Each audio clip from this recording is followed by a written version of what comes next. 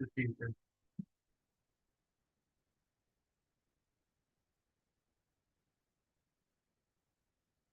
to go, Frank. Good to go. Thank you.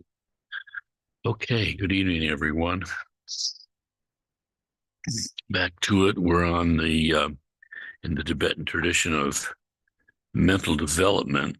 We're in chapter 3, the fully endowed human body. And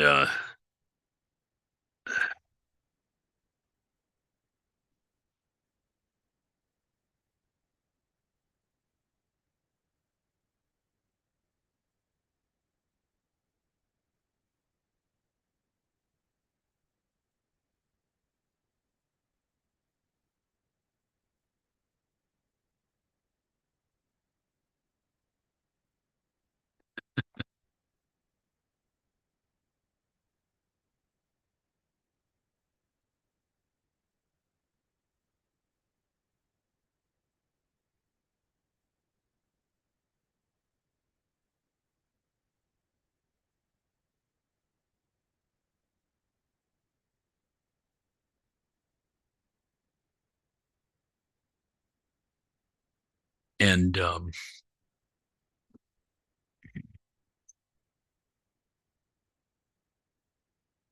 we might use as a reference tonight too some of the discussion from this book, A Torch of Certainty, which is a wonderful little book published years ago now. Let me see. Yeah, originally 1977. So it's a commentary by Kala Rinpoche, Chogyam Trungpa Rinpoche, and Dejang Rinpoche on the Nundro practice, which, of course, the four thoughts that the outer Nundro, inner Nundro, the outer Nundro is the four thoughts that turn the mind towards Dharma. And the first one is this precious human life. So that's where we're at in the Tibetan tradition of mental development. I thought I might quote from some things in here, this discussion by these three great lamas, all of whom have passed away now. Um,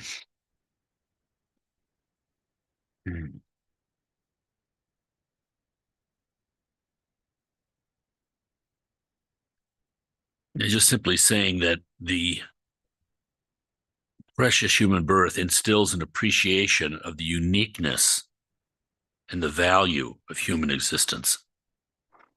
Human existence is unique because a human being's exceptional physical, verbal, and mental endowment leaves him or her uniquely equipped to choose and follow a constructive course of action. Human birth is valuable because Buddhahood, supremely valuable enlightened existence, may be more easily appreciated and realized by a human being than by any other.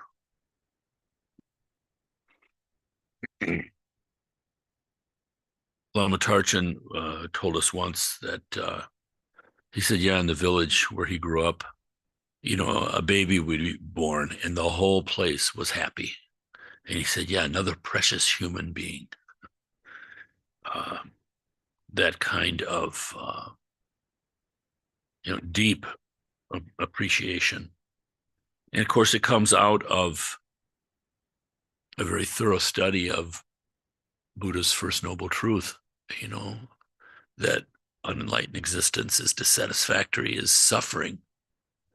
And there's really nothing there that's of absolute value when filtered through the unenlightened, the stained mind.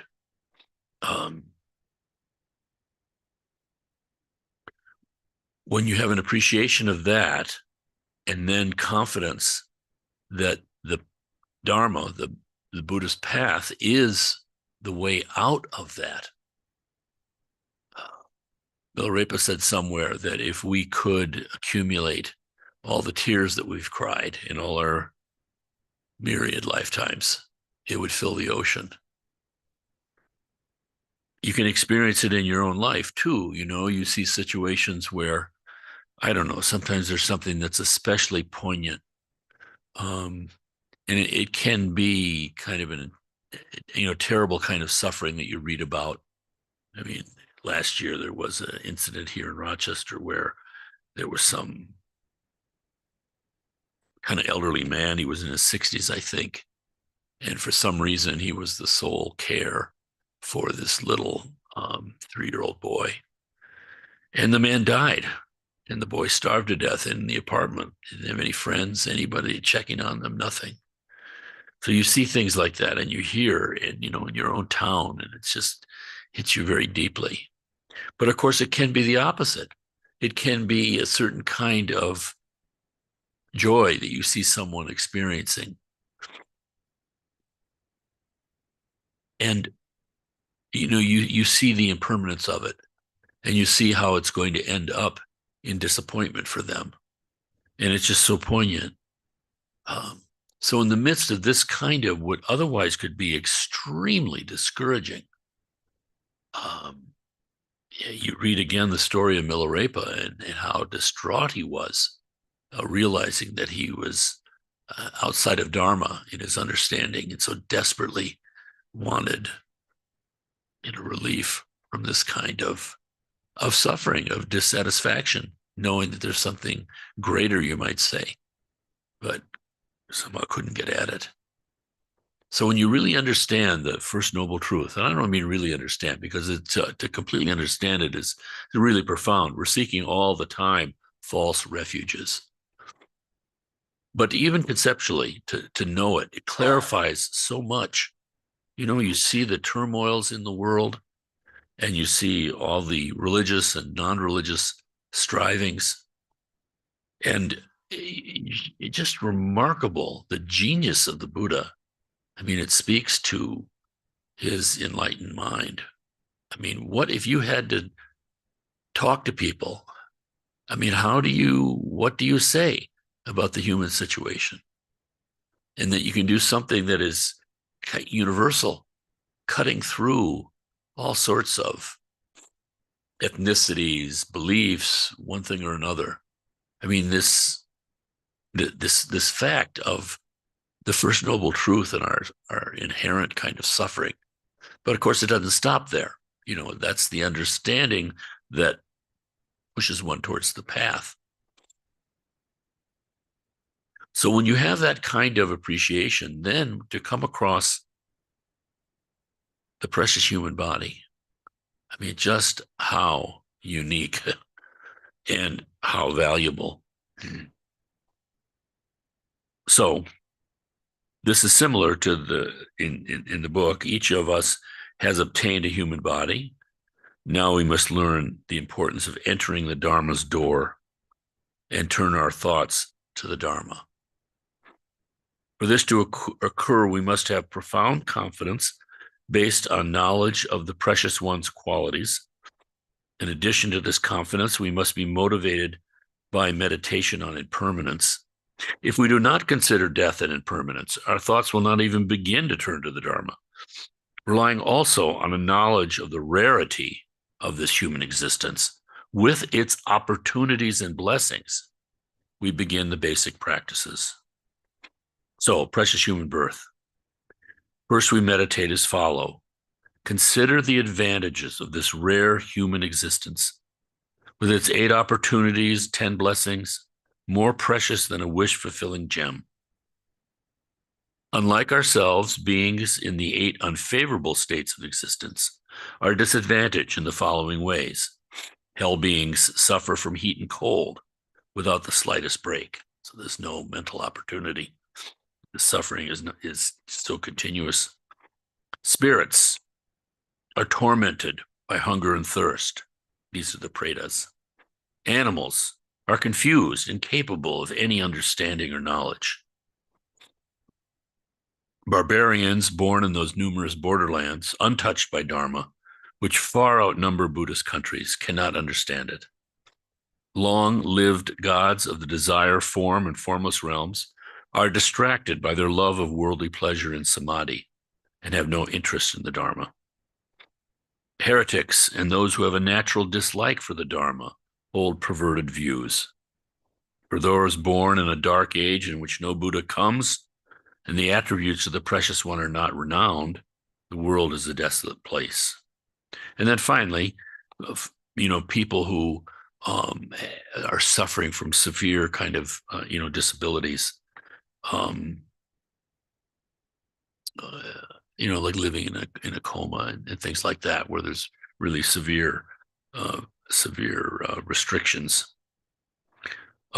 None of these beings are fortunate enough to practice Dharma. All of them are tormented by their past deeds, and this is what it means to lack leisure and opportunity.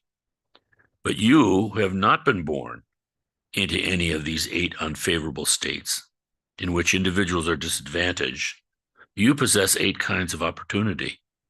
But though you have obtained a human body capable of practicing Dharma, for your practice to be effective, you must be first free of 16 unfavorable circumstances. Now, we should say, too, with these unfavorable states of existence, for instance, animals, the teaching is that nobody knows who is a Buddha. You can't tell from outer appearances. It's the quality of the mind. And Buddhas, bodhisattvas, can take any form that is beneficial to human beings as an example or whatever. So in other words, the animal that you're observing may actually be a bodhisattva. We don't know. This famous story of, I can't remember which one of the great Indian practitioners, I think Asanga, not sure. But nonetheless, he said he could see on the side of the road, there was, I think, was it a woman with a child in her lap, and she was eating a fish, and there was a dog begging for a piece of the fish. And this master was able to see that, the baby on her lap um, had been her enemy, and the fish, they were all had karmic relations, and they were all kind of upside down. So that how things change, you look on the appearances, and it looks like you think you know the relationships, and yes, you do in a certain surface way, but deeper, you end up like feeding her great enemy, uh, and then denying her previous son was the dog, denying her previous son the food. Uh, all these, really poignant sufferings. So we don't know. Bodhisattvas can emanate. Bodhisattvas can take different forms, and often it can be a form that doesn't, comport with your idea of what a bodhisattva is supposed to look like, or even in the immediate situation, the famous example of Naropa, like head of Nalanda University, so full of knowledge and so proud of himself, this wonderful status in the Indian society of his day, and just everything going for him. And he stops at a tea stand on the side of the road. And you went to India. I don't know how India is these days, but when I was there in 1981, you would see these tea stands, and they'd have no business. So you showed up, and man, they would get up and they would start the fire, and they would do everything to produce a cup of tea for you.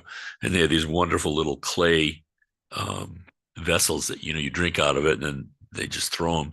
I'm told that Gretchen then went back to India. That was 1981 when we were there, and she went back, and I can't remember what it was, maybe 2001, something like that. The little clay things were all gone. Now it's all plastic cups and plastic trash, the way of the world. But nonetheless, and this old woman, very unattractive, at this tea stand. And she was a bodhisattva. But of course, Naropa couldn't see that. And she was extremely kind and asked him a question, some sort of practice question, theological type of question, of profound Buddhist philosophy. And he so arrogantly answered it in his academic way. And her response just completely pulled the rug out from underneath him. And at that point, he realized that he needed to have realization of the Dharma, not just knowledge of the Dharma. And it said at that time, he suddenly heard Tilopa's name, his guru's name, just resounding out of the empty sky. And he was filled with this instant desire that he had to find Tilopa. And imagine, I mean, these days he left his position at Nalanda. It's like the president of Harvard suddenly trudging off, trying to find some completely unacknowledged master. But nonetheless, precious human body. So even an animal can be a bodhisattva. We don't know. And even the hellish beings. If you look at the traditional painting of the, talking about the 8 unfavorable conditions, but if you're looking at the traditional painting of samsara, the wheel of samsara in the 6 realms, you'll see there's a Buddha in every one of those 6 realms. All right, so the 16 unfavorable conditions. I find these so helpful too, because no matter how depressed you might get, you can go through these and you can see, is this my life or not? Am I free of these things? Do I have these positive things? And you can see that really, in really bad situations, you still have them. So you have a precious human body. It's tremendously, positive, this little positive spark there. So there are 8 unfavorable conditions of the 16. There are 8 that are based on present circumstance. If one is mentally disturbed, for instance, that's an unfavorable condition. 2, under the influence of corrupting companions. 3, false views and practice. And there's a great deal of this for sure. There's tremendous confusion. America seems to have this capability of kind of like, absorbing stuff for its own kind of purposes, but not going to the really deeper level of renunciation and transformation. But rather just kind of it's kind of like a fashionable kind of thing. You take it on, but then next thing it starts changing into just being whatever. It's kind of sad. It's said that, it's like if a pickpocket looks at a saint, all he sees are pockets. We just have our desires, our aspirations, our graspings, and everything is filtered through that. It's like the lens of our eye is stained with these things. So we see it. It looks, it looks right. There's like a divine discontent that is necessary. And of course, you can see how this is related to the first noble truth.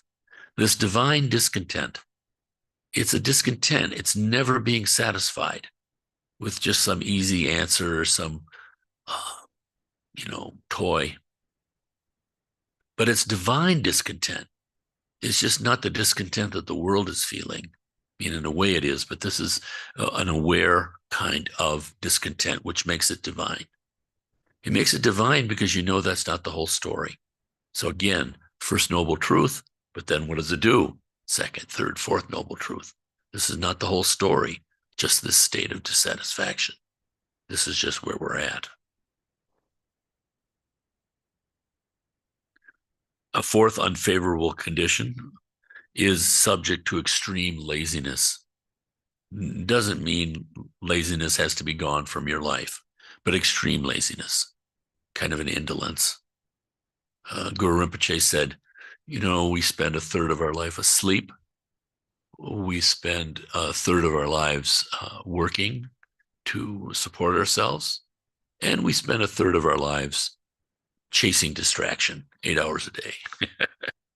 Despite that, because the power of the Dharma is so great. And why? Because it's valid. It's true. It's the real thing. So even just, a little bit is this connection with your true nature instead of being totally obscured, totally distracted. So subject to extreme laziness. And fifth, due to previous bad deeds, a flood of obstacles now advances. It happens. that the obstacles can be like a tsunami, overwhelming, which takes extreme kind of courage. Or 6, the individual comes under others' control as a slave or a servant. So you're just lacking, basic kind of freedom. Or 7, enters the Dharma out of non-religious concerns, such as fear of death or being without a regular source of food or clothing. So this, to be understood, is, again, the motivation, because even a fear of death, if it's just merely a fear of death, but if it's wanting to understand and this confidence that there's something beyond birth and death, then there's something very positive there. And as far as for food and clothing, it means just merely food and clothing. It's especially talking of taking vows as lower level vows as a monk, because there are people who just, it's like free food, but really don't have a religious aspiration at all.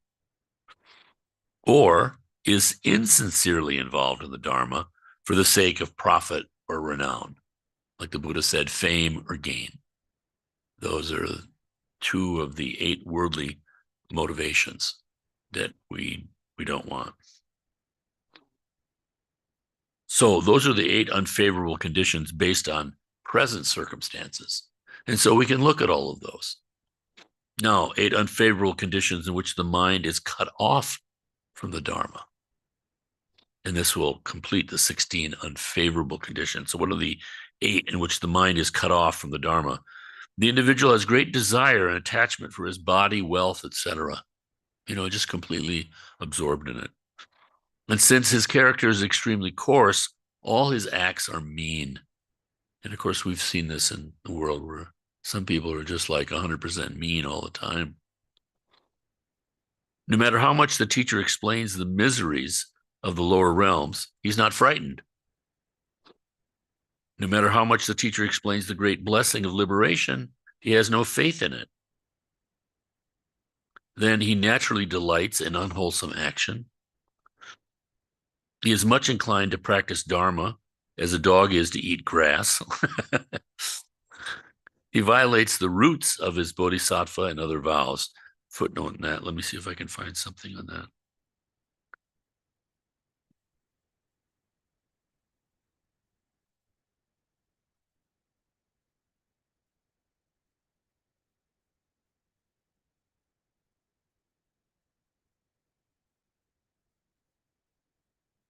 Oh,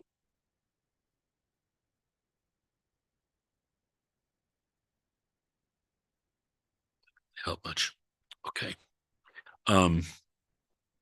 He breaks his sacred commitments to his guru and religious companions. These are the samayas, the bonds of trust.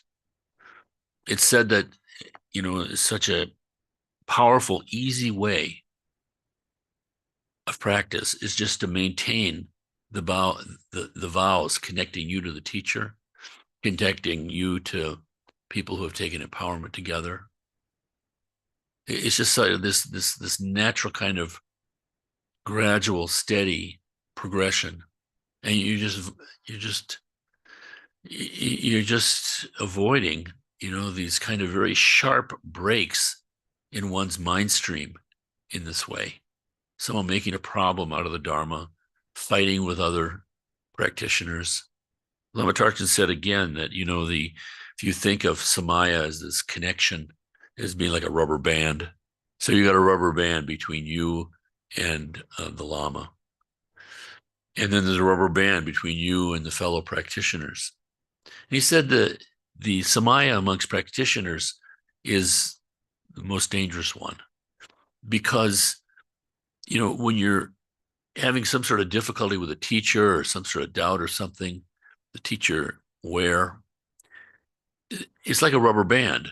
The teacher knows not to pull it too far and so can do whatever needs to be done, engaging with you, not engaging with you, disappearing, so that rubber band doesn't get pulled so far and snap and break. But when you're dealing amongst practitioners, they aren't necessarily enlightened. And so somebody can pull it too far. You see this kind of thing, and it's very sad because it makes an obstacle. It doesn't do anything, but people get, we all have our stuff and our attachments and the pride and all of it. So those are the 8 unfavorable conditions by which the mind is cut off from the Dharma. So that's 16 unfavorable conditions, and you can, analyze all those. But then the 10 blessings of a precious human birth. 5 personal ones. You have a human body. You were born in a land. Buddhism has spread. Since your eyes and other sense organs are intact, you can understand what's taught. And since you've entered the door of the Buddha Dharma and have not become involved with heretics, your acts are not counterproductive. And finally, you have profound confidence in the 3 jewels, Buddha, Dharma, Sangha. This one of have been not involved with heretics. Many of us, we have our own cultural tradition and learning in that, and we see like bad things that have been done in the name of religion historically. So when we hear about heretics, sometimes the hair goes up on our back of our neck. We're thinking that somehow the Dharma has nothing to do like that. But they're talking about here about wrong view. And it's really true is that it can be that people are involved in the Dharma for their own kind of grasping reasons. I mean, outwardly seemingly involved in the Dharma for one thing or another. And like it says here, your acts are counterproductive if that's happening. You can be doing all this kind of effort, whereas you don't need to do any of that stuff. By working on the motivation and this basic faith that we have Buddha nature and that it can be infinitely developed, just like the Buddha did, awakened, it becomes very simple in a way. And all our machinations and plans and manipulations and all that stuff. You don't want the Dharma to just become another kind of, I don't know, thing. So those are the 5 personal blessings. And then to complete the 10, 5 blessings that received from others. Although the frequent periodic formation and dissolution of many realms of the universe makes it difficult for a Buddha to ever appear, Buddha Shakyamuni has come in our very age. So we have this tremendous blessing from the historical Buddha that he just appeared in our world era. 2, although the Pratyeka Buddhas, the solitary Buddhas, and others who do not preach the Dharma have come, now this excellent one preaches the profound and extensive Holy Dharma. So not only are we in a world era in which a Buddha has appeared, but that Buddha chose to teach. Because apparently there are eras for karmic reasons where the Buddha in that era that appears doesn't teach. 3, the Buddha's doctrine has not declined, but endures. And certainly for us, that's true. Challenges here, there, for sure. But of course, we don't remember the ancient times. And it's easy to kind of glorify things. They're all human beings. They all had challenges. But at any rate now, the Buddha's doctrine is here in its fullness. And 4, the Buddha's doctrine has many followers. We're getting a blessing from all those people around the world. It more easily gives you confidence. Finally, 5, benevolent persons give food, clothing, and other necessities for maintaining conditions conducive to religious practice to those who, observing the vicissitudes of old age, sickness, and the like, are determined to leave samsara. Thus, those who practice Dharma are not destitute. Zen Master Dogen says somewhere that, one who practices Dharma will always be taken care of in a certain way. We all have the normal, concerns about money and income and all these things. And yet, so those are the 10 blessings of the precious human birth, and then combined with the 16 unfavorable conditions. Now they get into a little discussion like, why is human birth precious? Well, one, it's difficult to obtain. All sentient beings have a natural tendency to act harmfully. Few act beneficially. Even among the few who do, the capacity for moral conduct required for acquisition of a human body is rare. As a result, beings of the three lower realms are as numerous as grains of soil in the earth, while gods and human beings are exceedingly rare. Furthermore, there are scarcely enough sentient beings with human bodies who live by the Dharma to constitute a class of samsaric beings. It's impossible to count all the insects living beneath a slab of rock, but it is possible to count all the men living in an entire kingdom. So few human beings practice Dharma. Those who practice it correctly are as rare as daytime stars. This is helpful too, because you start to realize what an incredible opportunity we have to even hear something like this. Because there are just so many people. I mean, it's tragic, who, because it's our Buddha nature, right? Everybody has, so to speak, this Buddha nature. And because of the positive things we've done in the past, meritorious things, people can have spontaneous kind of understandings, insights, even realizations. But it's easy when unsupported for those things either to wither or to go off the track. Still need guidance. Someone said once, like the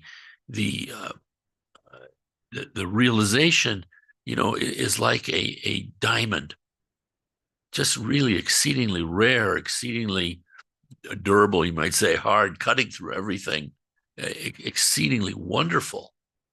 You look into it, you see the whole rainbow, everything's there. Light that passes through it becomes this wonderful, beautiful display. And yet there's no light there, so to speak. So it's this incredible thing, this diamond, but it needs a setting. If we have that diamond in a setting, it's displayed, and you can say it's more effective. It's this combination of absolute and relative, the fullness, the completion of the Dharma. All these things matter.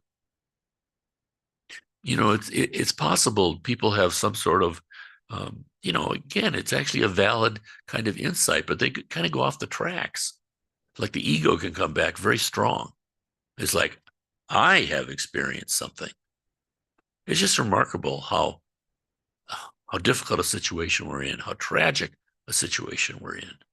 Everything wonderful happening to us is a reflection of our true nature. But instead of understanding it, seeing the emptiness of it, seeing the vastness of it, seeing the rarity, we so easily just grasp onto any experience, anything. It seems to me something that's so great about this tremendous path for not only realization, but further development. That's extremely rare. And to have this natural renunciation of understanding First Noble Truth, wanting somehow to get out of this seemingly dead end kind of situation that we find ourselves in unenlightened existence. To come onto the Dharma, suddenly there's a path and protections. I mean, the Achi practice we do and all these things, it's just so remarkable. These great masters like Guru Rinpoche, they actually subdued the negative spirits, and then said, okay, it's like had them down, holding them down with their feet, said, I'll let you up, but you have to practice, you have to promise to protect and help Dharma practitioners. These are unenlightened forces. So in our own mind, even our unenlightened forces are somehow working in the right direction. It's just extremely valuable. So difficult to obtain. It's also easily lost, which of course makes it precious.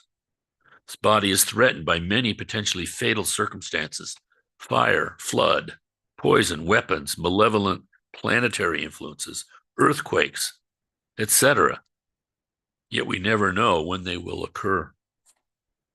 Few conditions favor survival, since the only difference between life and death is the exhalation or inhalation of one rasping breath. This body is more easily destroyed than a bubble. Precious human body like this one will never be found again. Do not let it go to waste. If you had an animal's body, the means to achieve enlightenment would be beyond reach.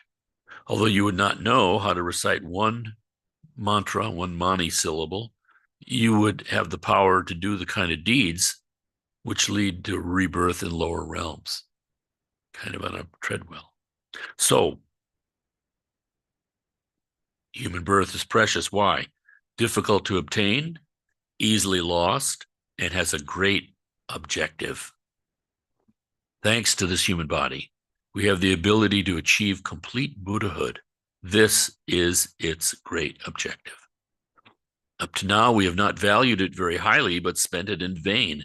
Worldly men concerned with their well-being can deal with hardships they encounter in business.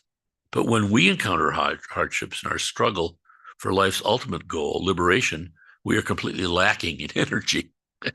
This is so true. You know, you think how you sit down to meditate or study or whatever, and, you know, the mind is distracted and falling asleep. And I had a good friend at the Rochester Zen Center who, for years, you would see her in, you know, like a 7-day retreat in silence. She was always nodding out. Her natural kind of obstacle was just immediately going into fatigue. It says somewhere in Patrul Rinpoche wrote, you know, that when, no, it's Jamgon controls, calling the Lama from afar. You know, my mind, I'm just completely clear and energetic, chasing distractions, getting involved with all these things. My mind is there. When it comes to Dharma, suddenly it's like fades.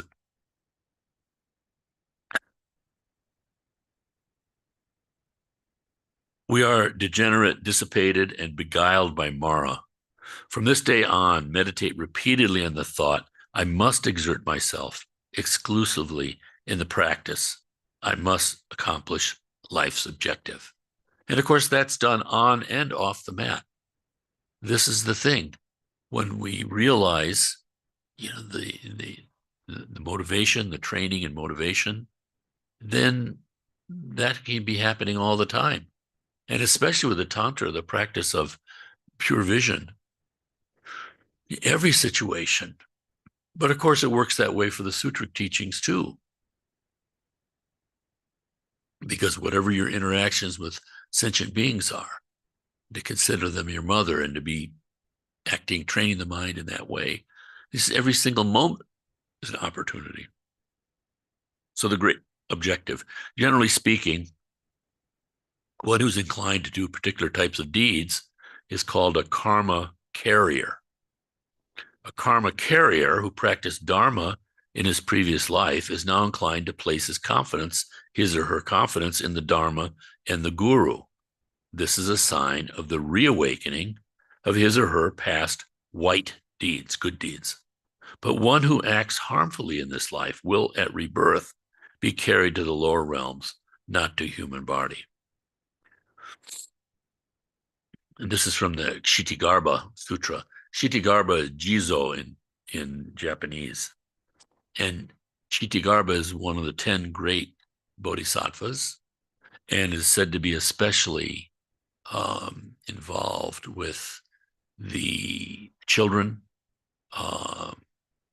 and the mentally disturbed.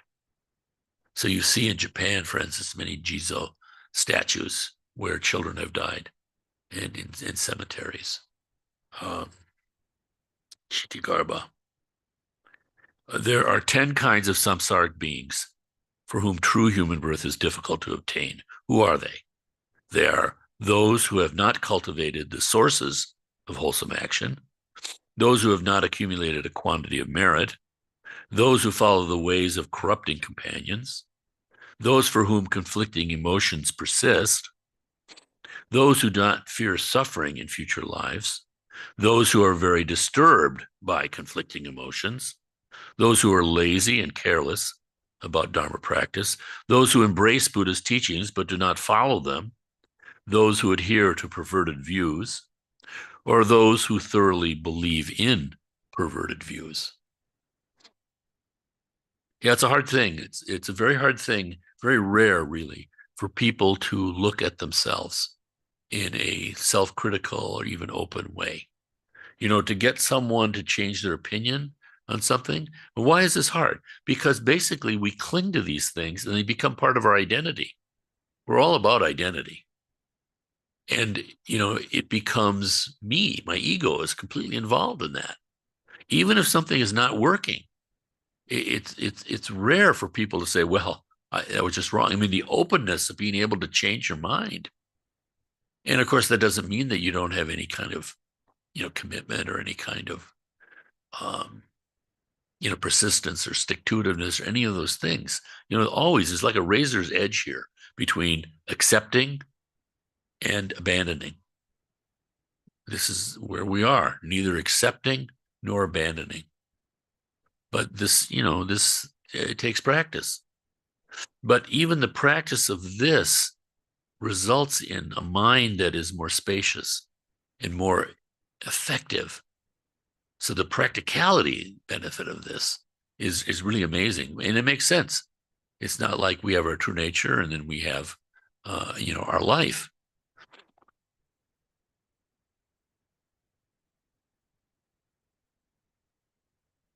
Beware of these. To say, since I understand the great importance of the human body, I am great, I am learned, I am nobly born, I am good, constitutes contempt for others. Take notice and stop. Since all living beings possess the Buddha potential, it is wrong to despise even a mere insect.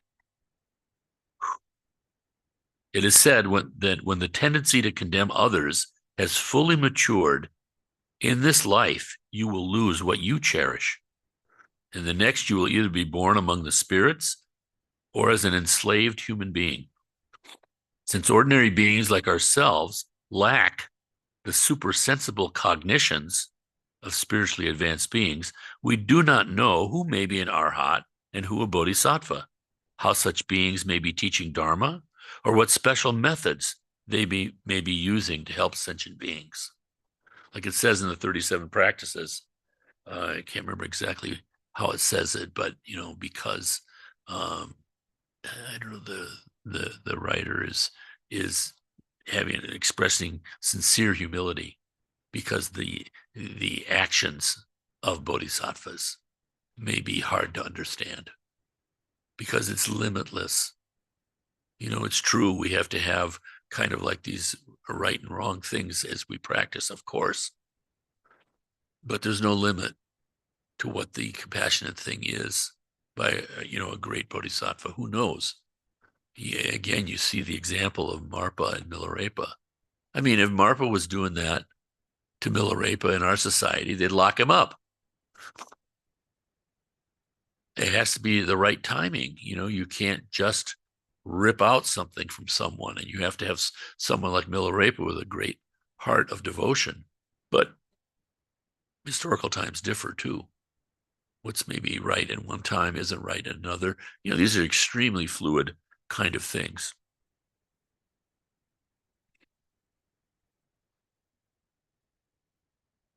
Being ignorant yourself, do not judge others, since it is said that one who despises a bodhisattva will suffer the agonies of hell.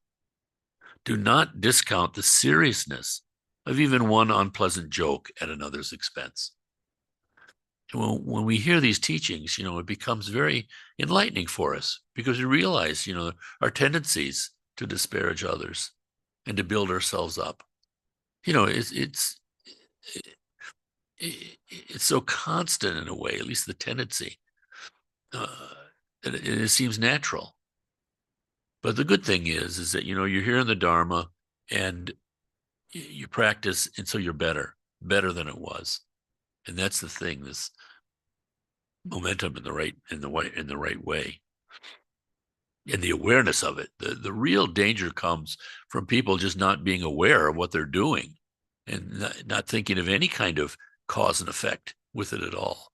But once you do, there's a natural kind of, again, a calming of the mind, because you're not searching for sort of like immediate or even ultimate kind of satisfaction in some kind of stupid joke that you tell or something.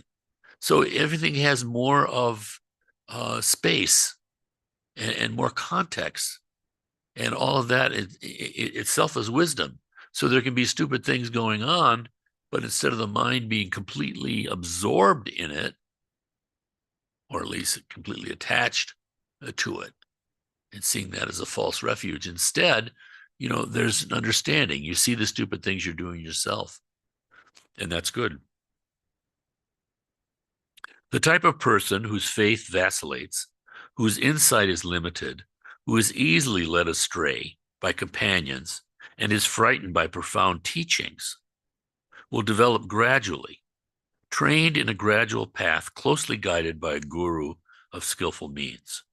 Before he or she may be instructed in seeing and meditating, he must amass and integrate the two accumulations. So we're talking about the accumulations of wisdom and merit. And of course, this is the incredible value of a Dharma center, because it's very easy to accumulate merit. You're here and you're doing mantra, and there are all these other people doing mantra together. It's like it multiplies. And even a simple thing like just keeping the lights on, you're benefiting all sorts of beings, but very easily. If you're on your own in the world out there, it's not as easy. And it's kind of a weakness, I think, usually in much of American Buddhism, is that we don't really have this kind of cultural understanding of the accumulation of merit. In fact, we've had people here who intelligent people, but they just had such trouble with the word merit. It sort of goes against this egalitarian kind of delusion that is so strong in the West. I can't have more merit than someone else. We feel a kind of guilt, and we feel kind of like doubt in all of this. Whereas the simple thing of just doing something positive, a Tibetan is not wrestling with all these things. Somehow doing something good isn't creating problems in them. There's more direct. There's less like mental noise. It's just simple doing.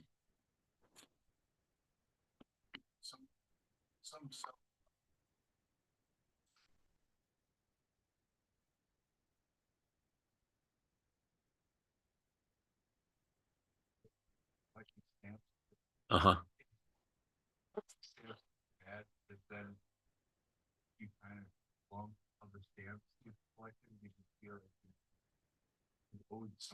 Yeah, yeah. Yeah, no, the concept of merit creates problems for a lot of people. It really does.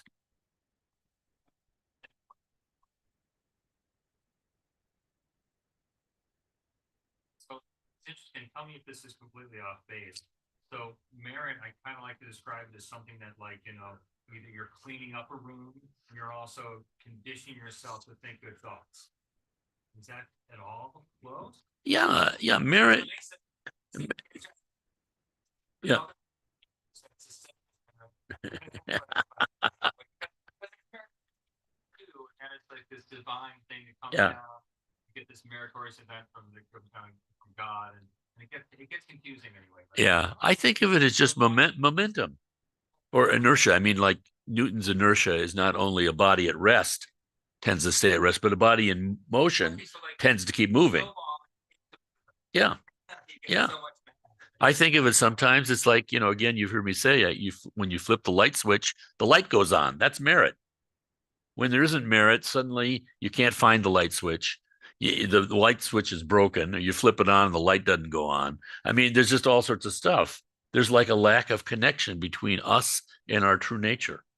And merit is just connecting with our true nature, but in a way that completely works for dualistic beings. Yeah, you can say energy. Exactly. Eh, yeah. Motivation. Yeah, motivation, momentum. And that's an easy thing because there's when there's momentum going on, things seem to go more smoothly because you don't have to keep cranking it up again and again. Right. Right. Right. Right. Right. But it's a natural thing. It's a natural thing. It's not fabricated. It's not something that we're in our ego way building up. It's just kind of unleashing our natural kind of energy.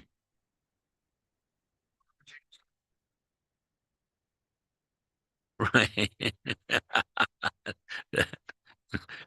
There's that too. That's right. It's not fair. There's that.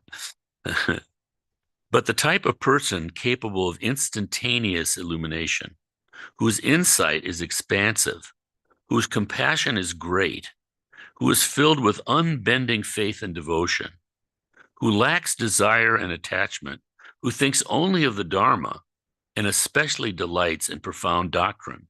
Such a person merely requires a teaching which immediately points out the ultimate nature of reality and dispenses with the visualizations and other practices employed by the path of means.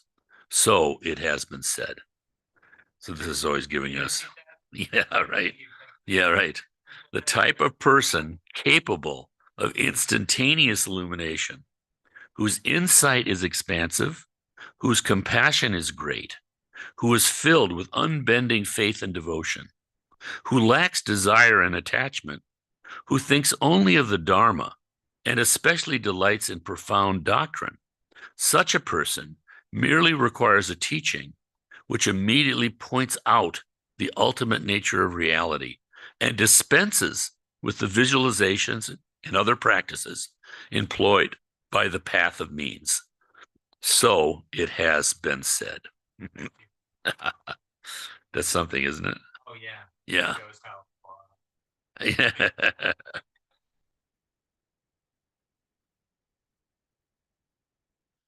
Sweetness. Yeah.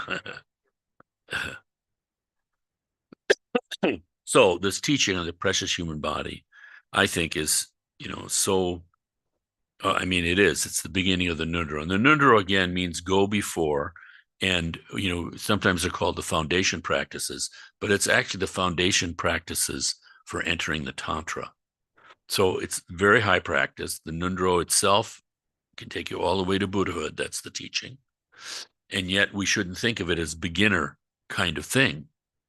But it's so helpful because it's this, step by step kind of thing.